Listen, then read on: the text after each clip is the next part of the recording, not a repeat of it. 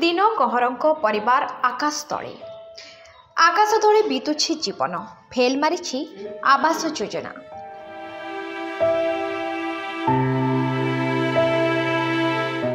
कंधमाल जिला फिरिंगिया block कुएरीमांडू panchayat gloat grammar दीर्घ वर्षरू रहुछंती दिन कहरଙ୍କ परिवार कहवा मुताबक गत लगाण वर्षारे घर कांथ भुशुड़ी जाइथिबारु सरकार को तरफरु खंडिए जरीपाल भी मिलेनी किंतु एजाए मिली पारि नाही सरकार को तरफरु आवास गृह। सरकारी एटा भी घर पाई पारु नाही आ सरपंच मान को कहले भी से माने ग्रहण करू नाही कि मोर घर लागी चिंता करि देउ नाही से। अच्छा हले बे घर भांगी कर जाइथिलो? हां आगे जाइथिली आरे पाको गोले से आराई कहला जे नाही ब्लॉक को जाओ बोल पर कहले। वर्ष परिवार रो 5 जण सदस्य एही भंगारुचा जरीपाल तळे बीतुछि जीवन। एटी फेल मारिछि सरकार कुढ़ योजना। एटी प्रश्न उठुछि केंद्र और राज्य सरकार गरीब हिताधिकारी विभिन्न योजना माध्यम घर जोगाउ देथिबा बेले सठिक परिवार को एही सुविधा मिलु नथिबा ए दृश्य देखि बुझी पारुथिबे। दिने नुहे मासे नुहे अनेक वर्षरू एही भंगा जरीपाल तळे बीतुछि जीवन। घर खंडिए पई बारंबार पंचायत कार्यालय ठारू ब्लॉक कार्यालय पर्यंत आवेदन करिथिले मध्य केही सुनु नाहांती बोली कहिसंती दिन कहर। वर्तमान वर्षा दिन आसी जाइछि भयरे परिवार राति रे निद नाही।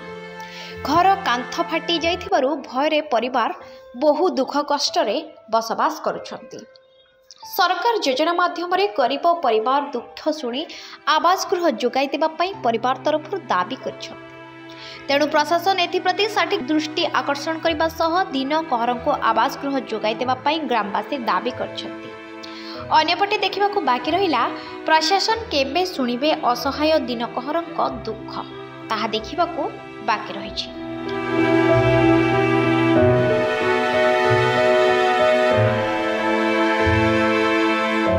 कंधमाल जिलारो विवेकानंद प्रधान को रिपोर्ट न्यूज लक्ष्मी 7।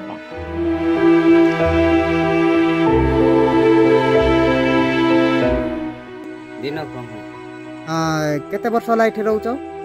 हेला ना 8-9 वर्ष हेले न ई जगह रे रहि केरे आ सरकार बे घर सरकारी एटा भी घर पाई पारु नाही आ सरपंच मान को कहले भी से माने ग्रहण करू नाही कि मोर घर लागी चिंता करि देउ नाही से।